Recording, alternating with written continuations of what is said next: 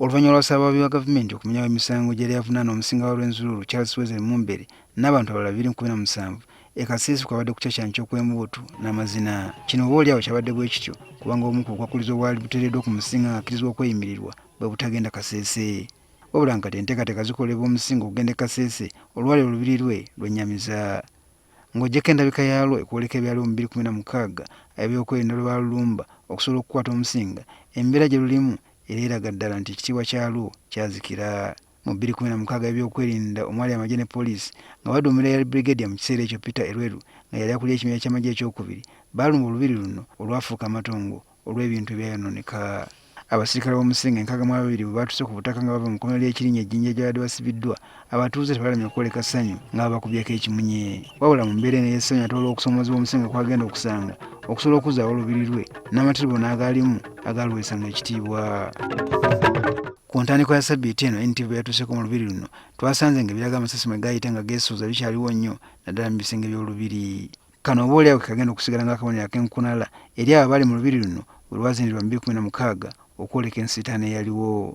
Ensiko efumbekedde bwe no munda w'olubiri nako kabonero akalaga nti ebyokukola byakuba bingi okusobola okuluzza ku mutendera kwe lwali. Munda mu lubiri enjatika zeeyoleka mu bifo eby'enjawulo ssaako obusiisira obwayokebwa, embeera y'ebifo omwali muteesezebwa, byonna nga byongera okulaga nti akaseera kaleka akazigizigi aka 2016. Ebizimbe ebimu byasigala biyimiridde biriko obubonero oboolyawo obwoleka embeera eyaliwo. The designs were very, very good, and the designs were made by our Rwenzururu here.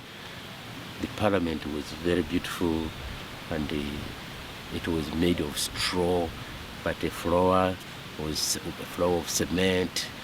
There was a permanent seat of the king. Ensiisiro b'ennyumba yali tereka ebikozesebwa mu matikkira ssaako ebyobuwangwa ebirala byonna tebikyaliwo oboolyawo kigenda okufiirizwa omulembe ogunaddako obukulu bwabyo.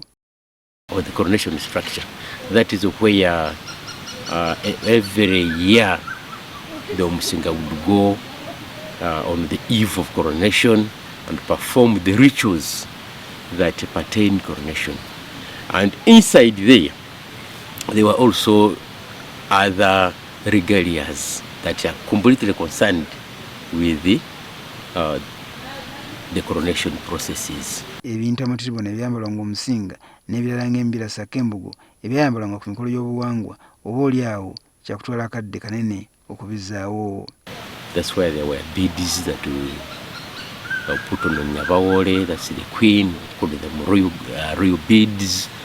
That's why we kept some of the back cloths that the Musinga would put on during the coronation. Florence Kabugo nga memba wa lukiiko lwa Rwenzururu era nga yakulirako enteekateeka z'omu lubiri nakati yeewuunya oba nga ddala olubiri luno n'ebyaliwo biriddawo. It is only the bush that welcomes you. It really hurts. As for now, I do not like even looking at the gates of what we used to call a palace. Ng'oggyeko olubiri ekitebe abaddukanyizibwanga emirimu gy'obusinga ekisangibwa ku luguudo Alexander mu kibuga KASESE nakyo kiri mu mbeera mbi. Kyokka omwogezi w'obusinga bwa Rwenzururu John Thawite agamba nti gavumenti ereka ettaka lyagulidde obusinga okusobola n'okuzimba olubiri olujja. The shelter finally will be part of the medium or long term. But as we speak now, we already have land which government purchased at 150 million shillings about a year ago. Is titled Designed to construct a royal residence for the king, which will be separate from the palace. Wadde ng'okudda kw'abasirikale b'omusinga KASESE kabadde kabonero kasanyu bangi kye basinga okulindirira lwe lunaku omusinga lwanaddayo mu bantu be.